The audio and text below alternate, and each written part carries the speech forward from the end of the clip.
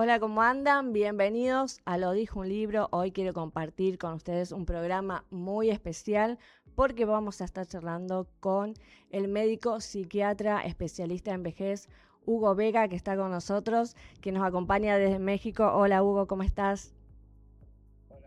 Bien, muchas gracias por la invitación.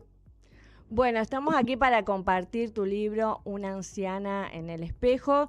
Quiero saber principalmente qué te motivó a escribir este libro con este título espectacular. Pues este, este libro surge de parte de mi práctica médica. Yo, al ser psiquiatra, pues me especializo en adulto mayor y me di cuenta que al adulto mayor se le abandona mucho en cuestión de la atención y sobre todo de la mejora que puede haber. Y mucho del abandono que se le da al anciano es debido a el desconocimiento que existe acerca de las patologías, porque a veces se cree que ya por ser anciano debe de cumplir con ciertas características como que olvidos, tristezas, ansiedades, y se piensa que es normal. Y bueno, dentro de mi profesión, pues me he dado cuenta que muchas de esas situaciones, pues realmente no son adecuadas y requieren atención.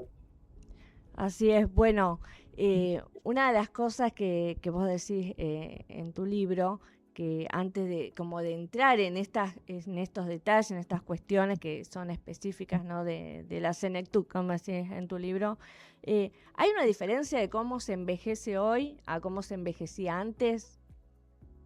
Sí, definitivamente. Lo que es la medicina ha ayudado muchísimo a que vivamos mucho más.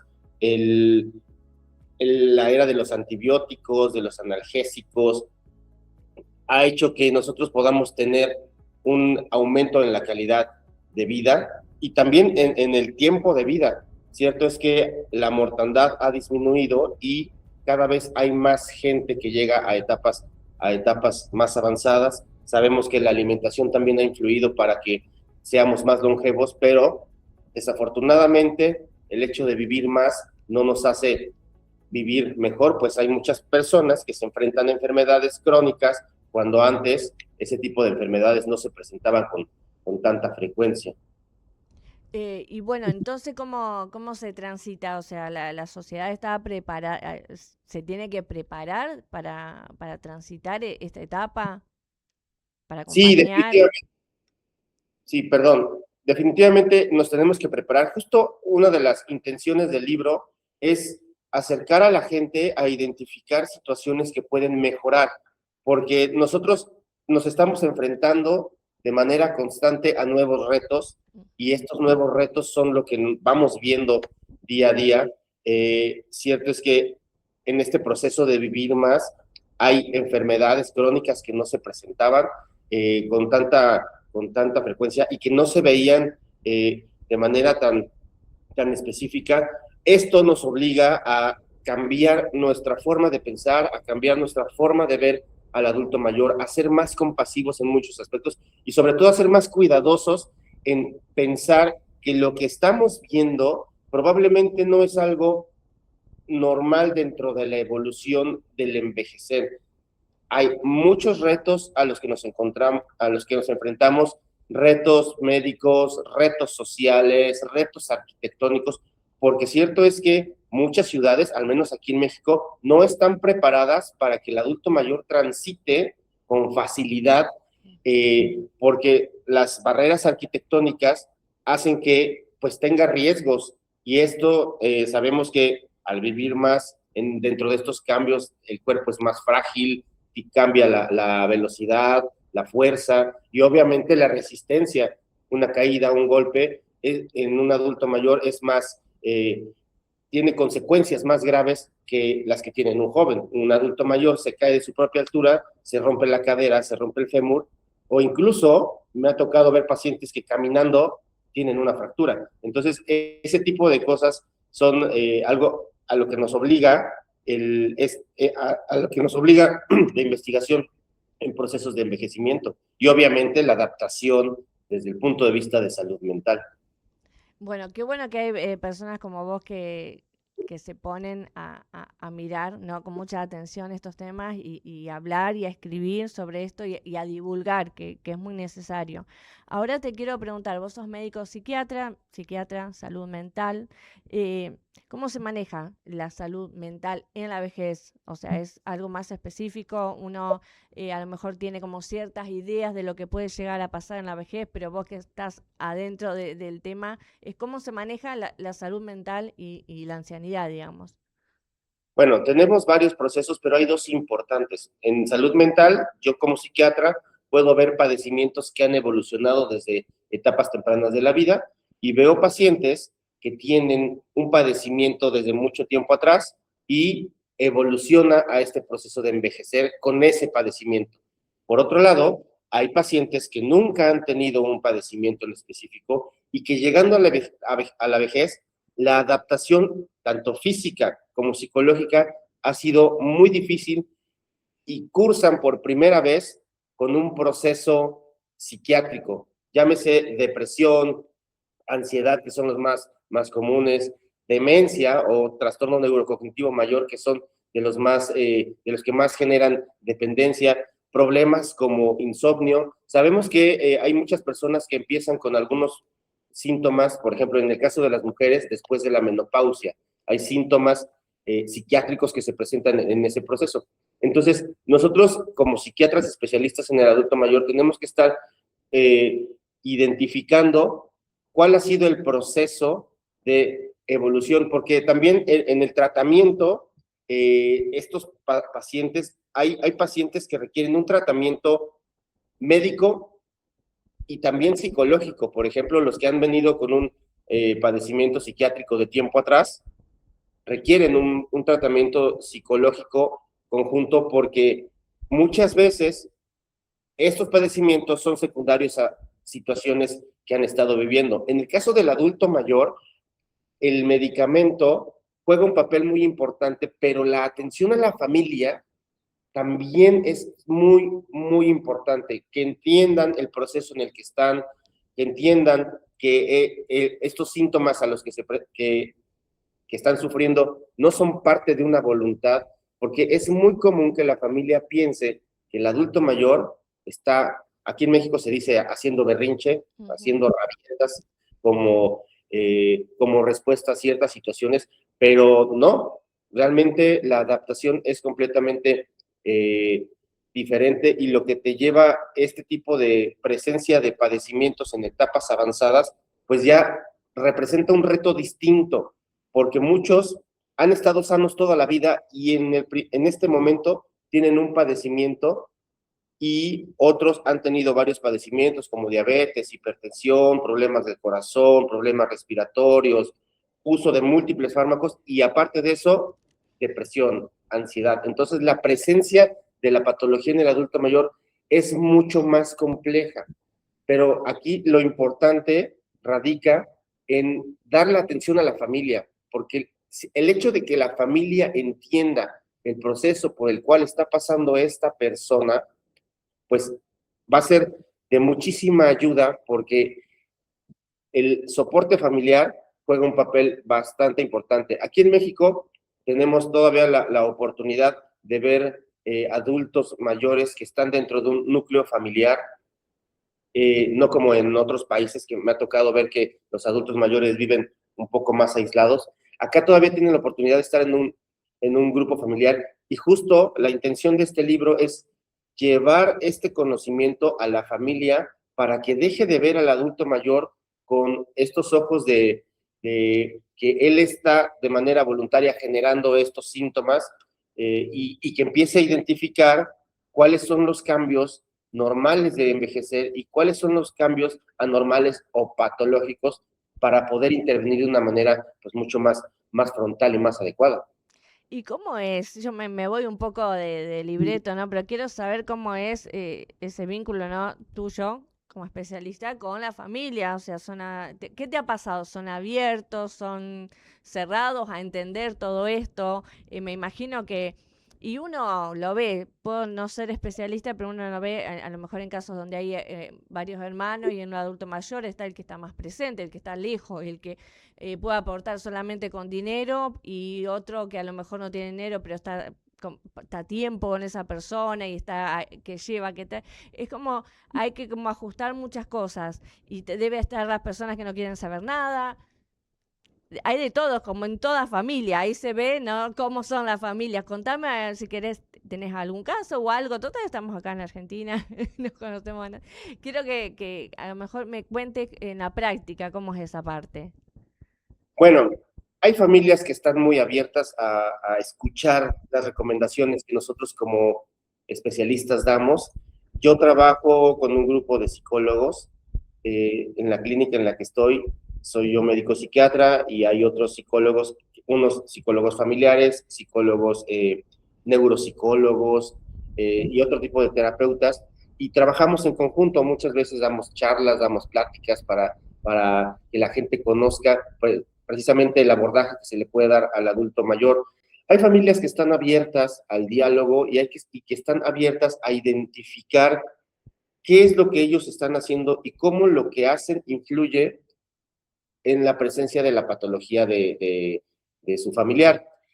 Hay familias que definitivamente no se involucran, obviamente por la relación que han tenido a través del tiempo con el paciente. Y bueno, hay familias grandes que están divididas. En el libro hay un capítulo en el que hablo, en el que un paciente tenía 9 hijos y de estos 9 hijos, los primeros hijos no habían tenido la posibilidad de tener una educación avanzada porque pues en el momento en el que ellos estaban creciendo, pues la necesidad era comer y trabajar. Entonces, estos primeros hijos crecen en el campo, estudian los años básicos y ayudan a papá y a mamá a tener la economía suficiente para que a los siguientes hijos les tocara educación. Entonces, esto es muy curioso porque cuando me piden atender a este señor, yo llego a casa y los hijos que tenían esta educación de licenciatura decían que su papá estaba enfermo. De hecho, ellos, identificando situaciones, dijeron, papá necesita atención psiquiátrica porque su comportamiento no es adecuado. Llego a atender a esta familia y entonces, bueno, a este paciente, y entonces uno de los hijos me dice, mi papá está enfermo, tiene un problema. Llega otro de los hijos, de estos primeros 5, y me dice, ¿y tú qué haces aquí? Pues me invitaron a valorar a tu papá porque necesita atención. Y él me dice, mi papá no está mal, mi papá siempre ha sido así, mi papá siempre ha sido muy determinado, siempre ha sido a veces grosero, él es muy independiente. Entonces se empieza a generar entre ellos una situación de pensamiento contrario. A mí me ayuda a identificar pues parte del núcleo social en el que está inmerso el paciente. Claro. Entonces, eso me hace ver que la forma en cómo interactúa la familia pues no es la más adecuada. ¿Por qué? Porque hay un abismo educacional entre esa misma familia. Y entonces ahí pues uno puede notar que hay familias que, lo que decías, el que aporta dinero y no se mete, el que todo el tiempo está ahí cuidando y que está de manera religiosa atendiendo a su familiar, y el que solamente opina. O sea, hay diferentes roles dentro de este proceso de cuidar. Me ha tocado ver familias que están 100% involucradas, familias que están muy ajenas y familias como esta que te digo que entran en conflicto. Y eso obviamente nos obliga a ver qué herramientas tengo. Porque cierto es que yo no puedo dejar al paciente desprotegido, pero también tengo limitantes en lo que yo puedo recomendar para su cuidado. Entonces ahí hay que ser muy cuidadoso porque no vas a entrar en conflicto con la familia para decirles qué hacer o qué no hacer si es que ellos no están abiertos al diálogo. Entonces hay que ser muy cuidadoso y por eso el trabajo con nosotros es multidisciplinario.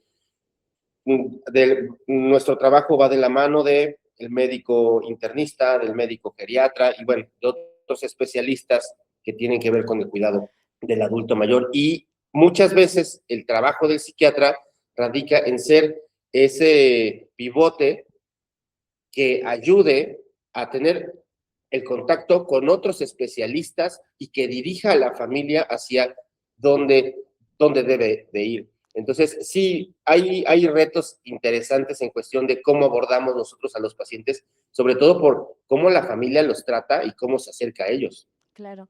¿Tenés algún tipo de resistencia por el título psiquiatra? Porque tiene su peso. Hoy ya está más naturalizado, así, voy al psicólogo primeramente y si es necesario voy al psiquiatra también. A lo mejor esta generación ya lo tiene más naturalizado, pero ¿cómo es em, desde tu lugar de profesional acercarte, ¿no? a un anciano? Así que, ¿pero qué me está pasando? ¿Por qué? ¿Por qué necesitaría un anciano un psiquiatra? Sí, afortunadamente hay más apertura, cada vez hay más apertura. Y bueno, desafortunadamente esto vino después de la pandemia. La pandemia acercó a mucha gente al psiquiatra y al psicólogo. Y eso por toda esta adaptación. Aquí en México sí tuvimos estos momentos en los que hubo un encierro y en el que la gente se aisló y en el que empezó a sufrir muchas cosas. Y en ese momento nosotros como psiquiatras fuimos actores muy importantes dentro del proceso de mejora de la salud.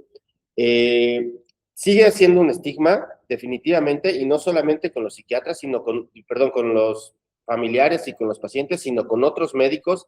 Hay médicos que no tienen como mucha idea de lo que hacemos los psiquiatras, como que piensan que nosotros solamente diagnosticamos viendo al paciente, pero como interpretando las cosas, como si fuera de algún modo hasta mágico lo que hacemos. Cierto es que nuestra formación cada vez es más neurobiológica y todo este proceso de identificación de la patología del paciente tiene un protocolo de seguimiento bastante interesante. Te decía, la pandemia nos acercó muchos más pacientes de muchas edades y eso generó una apertura en la necesidad de una atención como la que damos los psiquiatras.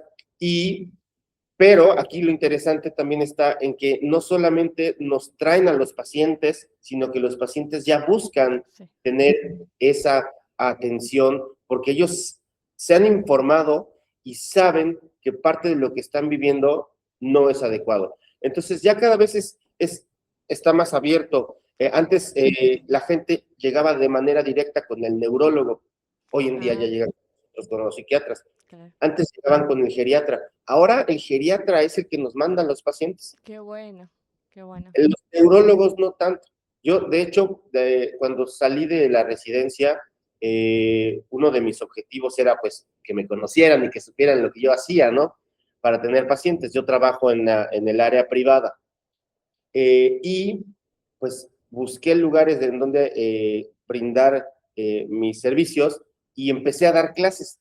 Y empecé a dar clases en una universidad eh, que forma geriatras, gerontólogos. Entonces el acercamiento con ellos fue bastante favorable porque lo que yo les pude ofrecer desde mi área fue de mucho interés para ellos y eso les abrió la idea a saber que el psiquiatra es un aliado más que un enemigo. Porque Claro, no, no se entiende cómo se vería como enemigo, pero bueno, es todo este tema de los prejuicios, de los estigmas. Ahora hablamos de los tuyos, digamos, de los psiquiatras. Ahora quiero saber cuáles son los estigmas que tiene la vejez. Le ponemos ciertos atributos que un anciano es de tal manera cuando a lo mejor no es tan así. ¿Tienen como sus estigmas también ellos? sí, claro, tanto ellos mismos con su propio proceso como la sociedad. Ajá, a ver. Yo te comentaba que doy clases en universidad y siempre que empiezo un curso, porque tengo cursos de gerontología, eh, le pregunto a mis alumnos, cuando piensan en un anciano, ¿qué palabras les viene a la cabeza? ¿No?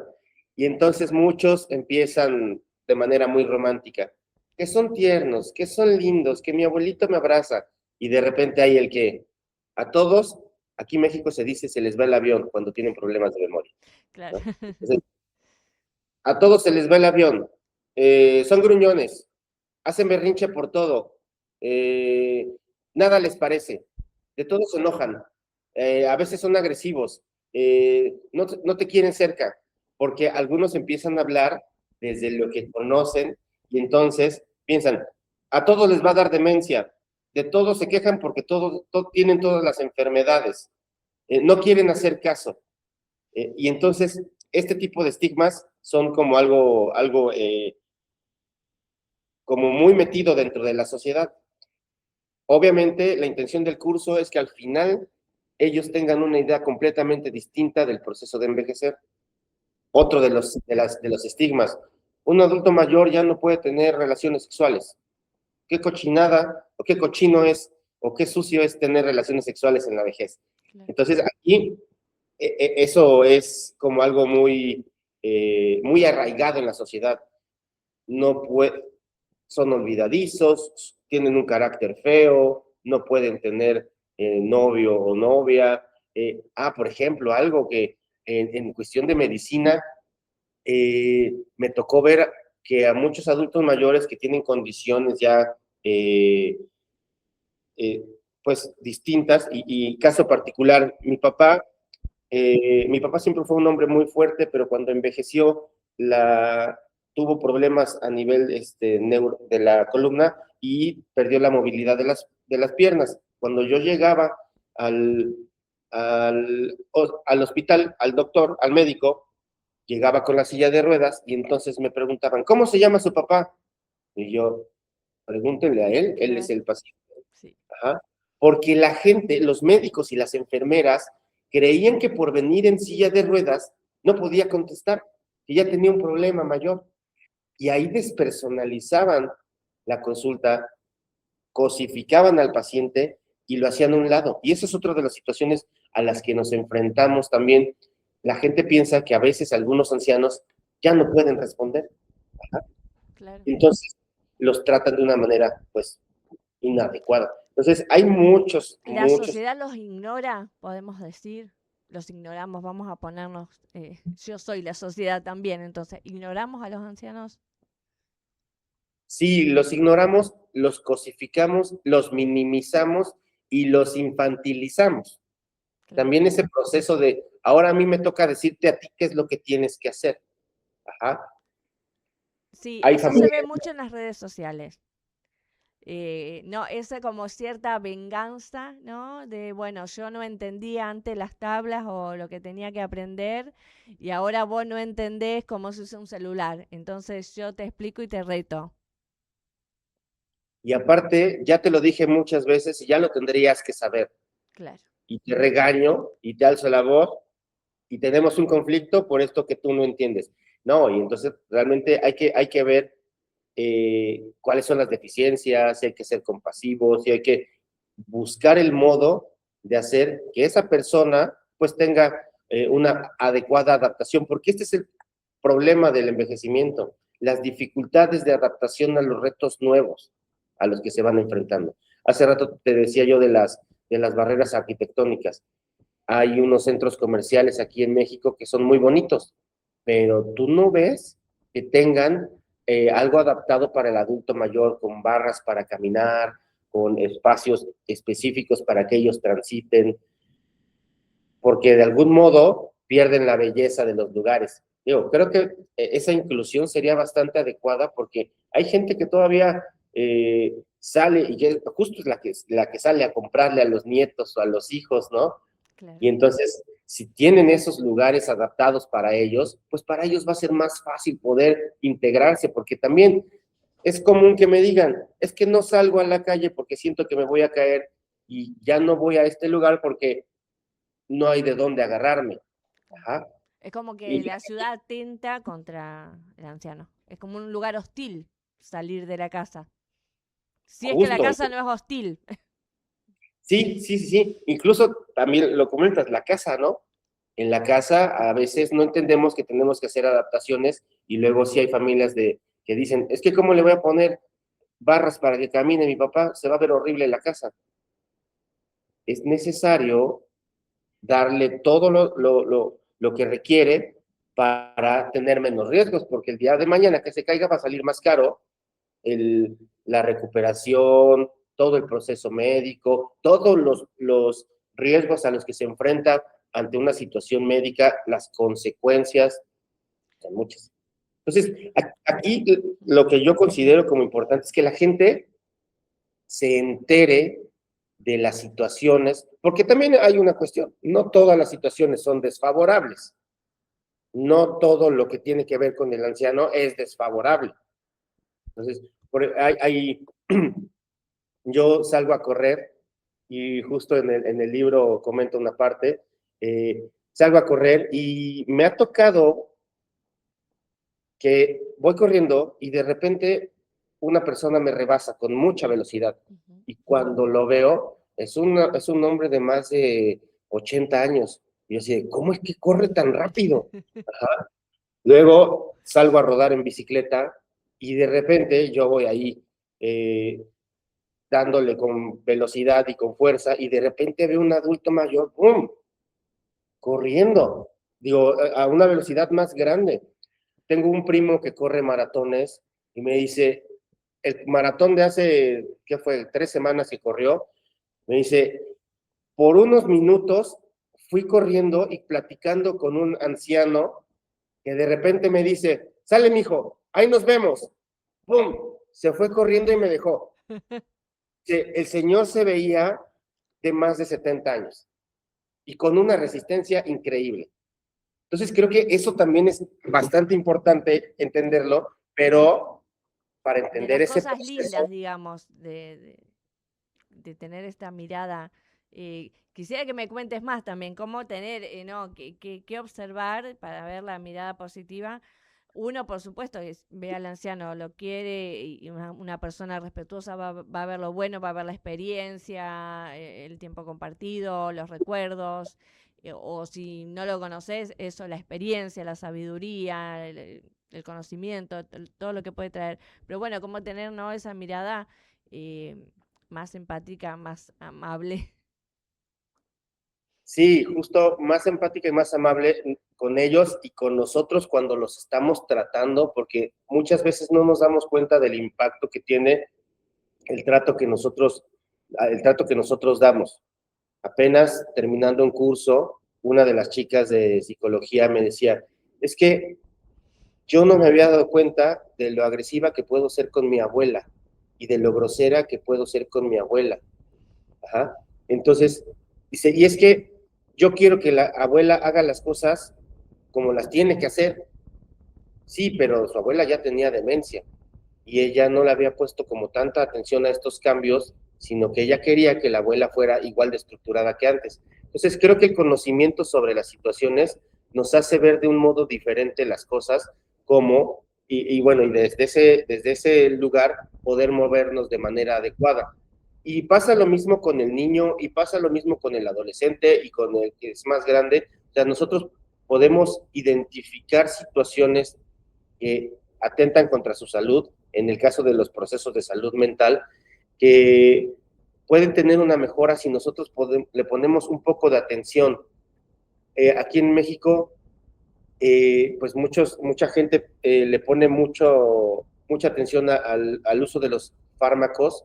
Yo sé que en Argentina y en otros países se le pone mucha atención también a la parte de los cambios en el estilo de vida, y creo que ayudar desde estas dos áreas, tanto la parte médica con fármacos como todo el cambio de estilo de vida, puede ayudar a hacer una vida mucho más favorable, pero tenemos que aprender a identificar qué de este proceso adaptativo ha sido inadecuado y nos ha llevado a tener cierto riesgo para padecer algo que nos haga sufrir. Claro. Bueno, otra de las preguntas que te tenía que hacer, que por lo general la hago al principio, pero bueno, la hago ahora porque quiero que cuentes un poquito la historia, el porqué del nombre de este libro, que es algo que me gustó mucho, me impactó también. El libro se llama Una anciana en el espejo. Y como habrás visto, son relatos bien escritos a manera de novela, porque yo también escribo otros temas. También escribo novelas y cuentos. Surgió porque tuve una paciente de más de 90 años, me tocó ir a verla a su casa y me llamó mucho la atención todo el proceso de la consulta y algo en específico. Esta mujer de más de 90 años tocaba el piano, cantaba, pintaba, tenía su noviecito, 30 años menor que ella. Ah, mira, qué bien. Sí, claro, con el cual todavía tenía relaciones sexuales. Claro.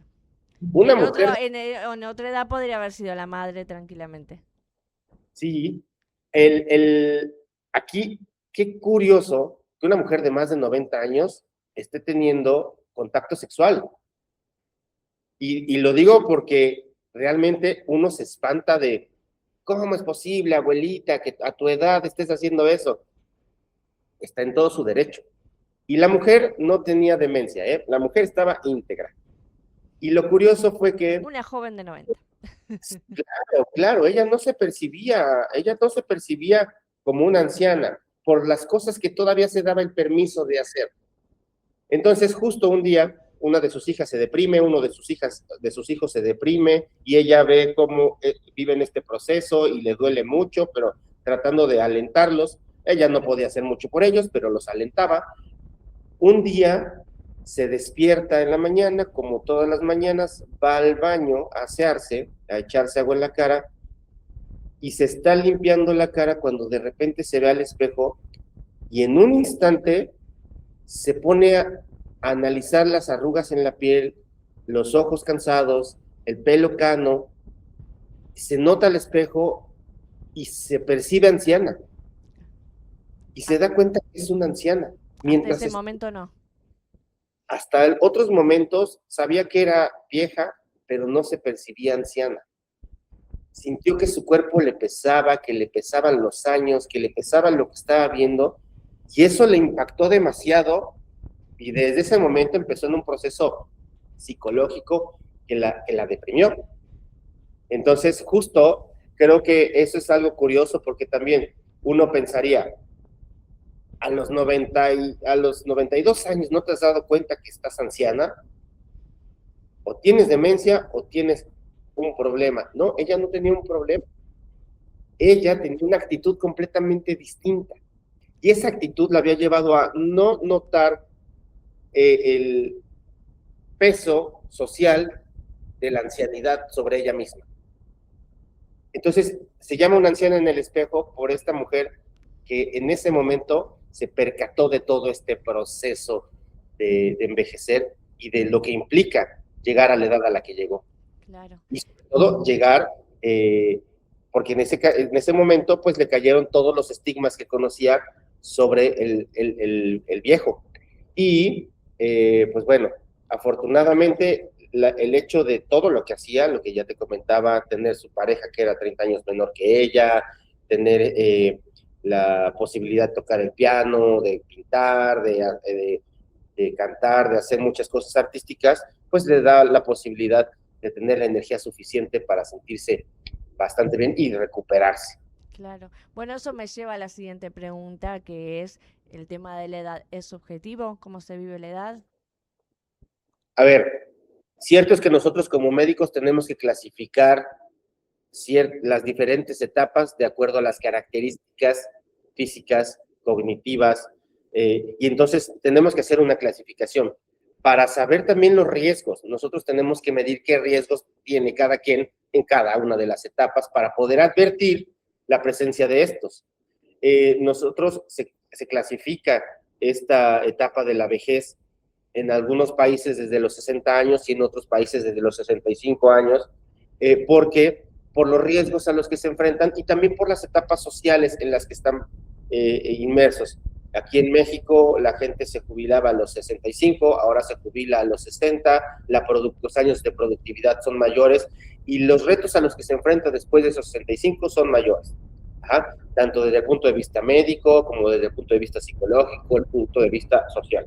Tenemos que clasificar esa etapa, pero cierto es que no todos van a envejecer del mismo modo, porque hay gente que es joven y tiene muchos problemas médicos y hay gente que es muy anciana, longeva, y no tiene problemas médicos. Entonces, cierto es que nosotros lo clasificamos como una etapa, pero de ahí tenemos que identificar quién es un anciano enfermo, quién es un anciano sano, quién es un anciano frágil, quién es un anciano que tiene discapacidad.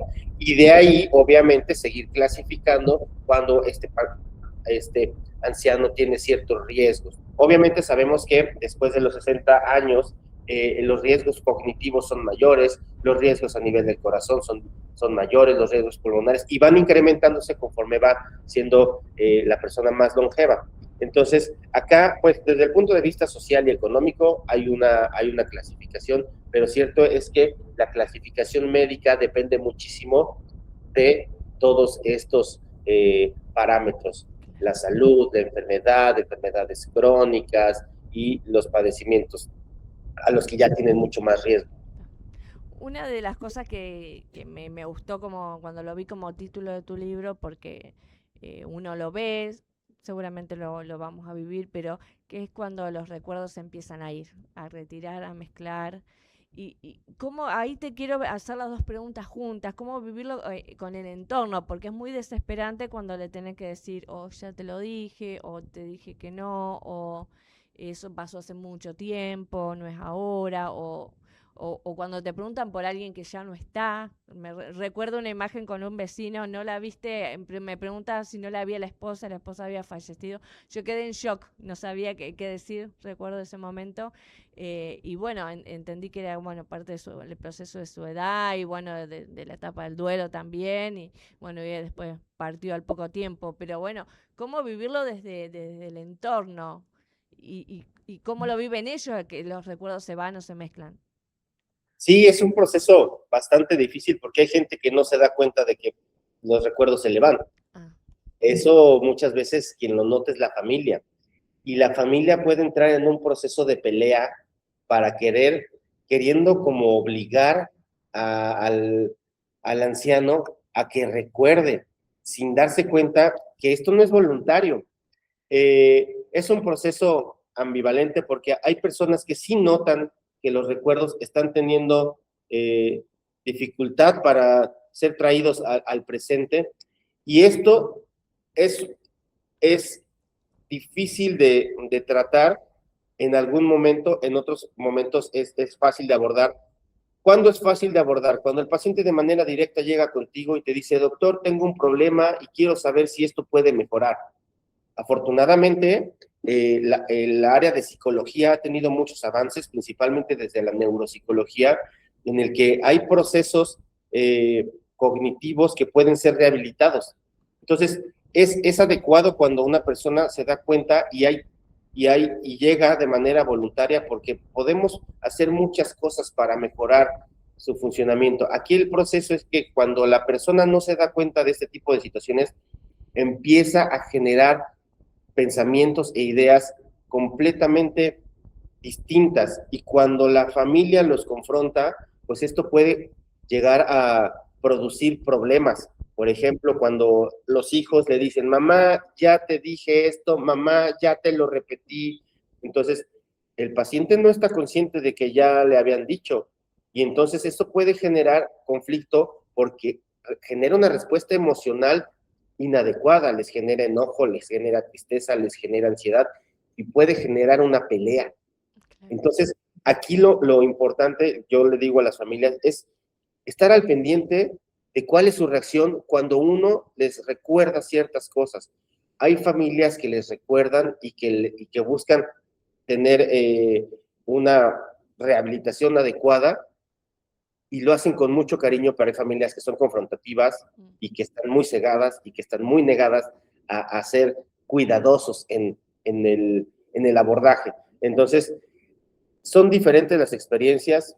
Te digo, hay pacientes, hay personas que lo viven con una madurez muy específica, en el que dicen: yo sé que tengo problemas, sé que estoy en esta etapa de la vida, no me quiero ver peor, quiero saber qué puedo hacer. Y hay personas que no. Y también depende mucho, lo que te decía yo hace ratito, de la escolaridad, de la educación, de los ambientes en los que crecen, de los lugares en los que viven. Tengo muchos pacientes que han sido empresarios, que han sido políticos, y que llegan con una sensación de: quiero seguir estando bien porque me quiero seguir reuniendo con mis amigos cada 8 días para ir a desayunar. Quiero seguir estando bien porque quiero seguir platicando con mis amigos y discutiendo y quiero tener esa socialización. Quiero seguir estando bien porque a veces no me puedo levantar y no sé por qué. Entonces, es importante que hacer una educar a la gente, justo mi intención es educar a la gente en cuestiones de tema de salud mental para que no vean ajenas ciertas situaciones y busquen una ayuda. ¿Para qué? Para ser más cuidadosos en nuestro propio proceso de envejecer y en el proceso de envejecer del que está al lado mío, porque a fin de cuentas, ver el envejecimiento tiene dos caras, la mía conmigo mismo y la que yo veo en el de enfrente. Entonces, eso me tiene que obligar no a compararme con el otro, sino a saber qué puedo hacer mejor para yo estar mejor y para que el que está conmigo también esté muy bien. Wow, qué bueno, la verdad que nos dejas muchísimas cosas. Entonces, como a mí me gusta por ahí lo práctico, cuando yo escuché a alguien que está como perdido en sus pensamientos, lo que tengo que hacer es como volverlo a lo que está pasando en realidad, pero así como con cariño, sin confrontación, pero le tengo que decir, no, eso ya pasó hace mucho tiempo, le tengo que aclarar, o fulano ya no está, se lo tengo que decir como para que sepa dónde está parado o no. Va a depender de mucho del contexto en el que Ah, está, porque si yo le digo y eso genera una emoción negativa, me pasa que llega los hijos y me dicen, doctor, es que quiero que le diga a mi hermana que ya no le diga a mi mamá que mi papá ya se murió porque cada que le dice eso mi mamá se pone a llorar. No hay una ganancia ahí, al contrario, la emoción que están generando es una emoción que puede poner en más riesgo otras cosas. Si yo me enojo cuando me confrontan, si me pongo triste cuando me confrontan y tengo un problema cognitivo, el riesgo a nivel cardíaco, a nivel respiratorio, en una caída, puede ser mayor. Entonces, no hay una ganancia para el paciente que tú le recuerdes ese tipo de cosas cuando le está generando una emoción negativa. Hay otros pacientes que cuando tú les recuerdas, entran en esta respuesta de recordar ellos ya de manera como más voluntaria este proceso y analizarlo y entenderlo. Obviamente cada paciente va a ser diferente, pero vuelva a lo mismo, depende del manejo de la familia y sobre todo del conocimiento de cada paciente, porque hay pacientes que lo aceptan con facilidad y hay pacientes que no. No podemos generalizar claro. y decir, no, nunca les digan, o sí díganle a todos, porque no va a ser la misma respuesta con todas las personas. Hay quien va a estar abierto a tener a escuchar lo que le dicen y hay quien no. Claro. Entonces, en este proceso de identificarlo, también es un proceso muy personal y es un proceso muy propio de cada familia. Hay veces que me dicen, doctor, se murió la hermana de mi mamá, ¿verdad que no le tenemos que decir? Dependiendo del proceso, hay que identificar cuándo se da una noticia de este tipo. Yo en muchas ocasiones les he dicho, a ver, ¿cuál sería la ganancia de decirlo? Tu mamá se acuerda de su hermana, tu mamá tiene presente a su hermana en su vida. No, pues no, tiene como 20 años que no la ve. Bueno, decirle esto, ¿cuál sería el beneficio? Pero hay otras que dicen, es que cada 8 días íbamos a ver a mi tía, o cada semana hablaba con ella, y ahorita nos tenemos que enfrentar a que no, pues no le queremos decir que la tía se fue de viaje. No, a ver, también tenemos que ver que hay personas que tienen que enfrentarse a este proceso, porque el proceso también de duelo es algo natural. Entonces, cierto es que hace ratito te decía que la infantilizamos al adulto mayor y a veces no le damos cierta información. Todo depende De cada de, caso, sí, sí. de cada caso. Genial. Ya como para ir de a poquito cerrando, una palabra que a lo mejor asusta mucho, después la naturalizamos, que es la palabra asilo. De la casa al asilo, cómo es ese proceso, esa decisión que es tan difícil. Hay gente que dice, no, jamás pondría a mi madre ahí, después se dan cuenta que a lo mejor es lo mejor para esa persona, y hay otros que se resisten, el paciente a veces se resiste. Y ¿cómo es? Hay mucho también estigma, prejuicio, eh, unos piensan que es sacarse a la persona encima, otros entienden que es lo mejor para la persona por la situación en la que viven en esa casa o en la propia. Háblame un poquito del asilo. No hay una regla para decir cuándo tiene que estar una persona en un proceso asilar. Cierto es que, vuelvo a lo mismo, cada familia tiene una forma de sobrellevar las cosas, pero cierto es que un asilo es para evitar riesgos para la persona y para sus familiares. Eh, Hay hijos, el amor hacia un padre puede tener muchas caras y obviamente el odio y el enojo tiene muchas caras, Claro. ¿no? El hecho de que tú lo tengas en tu casa no quiere decir que seas el mejor cuidador y seas el más amoroso, porque puede ser que tú estés generando un vínculo de mucha agresión con tu familiar. Eh, Tengo la experiencia de ver que muchos pacientes, hay familias que dicen, es que no lo quiero dejar en un asilo porque siento que soy el hijo más malo del mundo al llevarlo. Siento que que Dios me va a castigar, que no es adecuado. Tenemos que ser lo más objetivo posibles en el momento de identificar cuáles son las herramientas que tenemos para cuidarlo en casa y para cuidarlo en un asilo.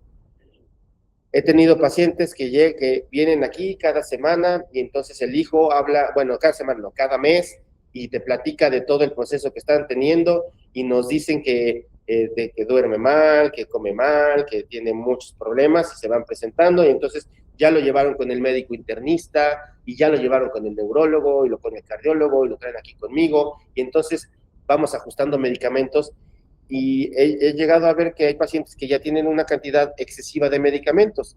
Eso también es de llamar la atención porque tenemos que priorizar muchas cosas, la economía, los medicamentos, la atención.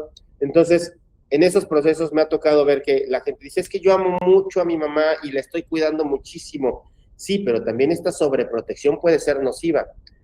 Me acuerdo de un caso muy en particular que tenía estas características y me dijo, doctor, ya no puedo con mi mamá, yo la amo mucho, pero no la quiero llevar al asilo. Yo dije, no te preocupes, no la quieres llevar al asilo, no puedes con ella, pues entonces tenemos que encontrar el punto medio, ¿no? Hay un cuidador en casa. No es que el cuidador en casa no la va a tratar como yo, no va a tener el mismo amor. Bueno, fue un estira y afloje de 2 años hasta que dijo, doctor, ah, me dice, doctor, es que me ofrecieron irme de vacaciones, pero es que no sé qué hacer. Le dije, no te preocupes, yo conozco una casa que puede atender a tu mamá una semana. Cuando vayas, cuando ve de vacaciones, regresa, tu mamá va a estar bien cuidada, vas a ver. Entonces, la mujer se fue de vacaciones, regresó y se dio cuenta de la tranquilidad que podía tener cuando estaba un poco alejada de su mamá, una emoción ambivalente, pero también se dio cuenta que su mamá estaba muy bien cuidada. Yo venía 2 años diciéndole que su mamá tal vez necesitaba una ayuda diferente. Bueno, después de mucho tiempo, pudo llevar a la mamá al asilo y estando en el asilo le quitamos muchos medicamentos, la mujer dormía bien, estaba tranquila y en el proceso la hija dijo, doctor, me di cuenta que mi amor por mi mamá la estaba enfermando más. Claro. Todos los medicamentos que le dieron, toda la atención médica innecesaria, tan solo por mi angustia de que ella estuviera bien, pues le llegó a perjudicar, tanto que la sobremedicamos. Le dije, pues es que ese es un proceso y un riesgo al que nos enfrentamos. ¿Ah? Ese fue en el caso de esta persona, ¿no? Claro, Hay sí, sí. otros. Se entiende que es cada caso muy, de manera muy particular. La verdad que tu libro es espectacular. Todos los temas que aborda, nos faltaron varios temas. Ya tenemos que ir cerrando. La verdad me encanta porque creo que es necesario, porque todo tarde o temprano, si no es un familiar, va a ser nuestra propia vida. Así que es muy importante saber sobre estas cuestiones. Vos si tuvieras que decir, bueno, este libro para quiénes, entiendo que es para todos, por supuesto, pero bueno, ¿quién sí o sí necesitas leer este libro? Bueno, para los que están atendiendo a un adulto mayor, que son los gerontólogos, los psicólogos, médicos generales, médicos especialistas, la familia, porque viene escrito a manera de novela, algunos relatos vienen escritos a manera de novela, y viene una explicación, la parte científica, pero viene explicado de manera muy suave, muy entendible. Entonces es para el público en general. Para el adulto mayor que está en este proceso inicial, sí, pero es más como para la familia y para todos los que estamos alrededor, porque tenemos que entender este proceso y ser más compasivos en este proceso. Si no lo conocemos, lo vamos a enjuiciar, y si lo enjuiciamos, vamos a generar un maltrato a las personas que están al lado de nosotros. Y no solamente es para el envejecimiento, sino para todos aquellos que están padeciendo un problema de salud mental que nosotros a veces llegamos a estigmatizar. Entonces, este libro es para un público amplio, pero principalmente aquellos que cuidan a papá, mamá en casa, o que están en este proceso de entender qué está pasando consigo mismos. Claro. Y si alguien lo quiere comprar, ¿cómo lo puede hacer? Alguien que lo quiera adquirir. Lo pueden encontrar en Amazon, creo que también está en Google Reads, allá en Argentina, pero sí, principalmente en las plataformas de Amazon tenemos el formato digital y el formato en físico. Así es. Bueno, ¿y tus redes sociales para aquellas personas que te quieran seguir y, bueno, conocer más de tu trabajo? Bueno, en redes sociales no me acuerdo cuál es mi. Hugo Vega, bueno, cualquier cosa me lo pueden pedir a mí, yo se los voy a estar pasando, así te pueden seguir, también en YouTube estás videos muy interesantes. Bueno, te quiero agradecer, Hugo, la verdad que espectacular, nos pusiste luz a este tema tan sensible, ¿no? No, pues muchísimas gracias por la invitación. La verdad es que es un tema bastante interesante y yo invito a la gente que conozca un poquito más de estos temas, porque obviamente el conocimiento nos va a ayudar pues darnos un trato mejor a nosotros y a los demás, a los que están con nosotros. Así es, bueno, gracias Hugo, bueno, gracias a todos por estar ahí. Hasta aquí ha sido Lo dijo un libro, nos encontramos en un próximo programa. Chau, chau.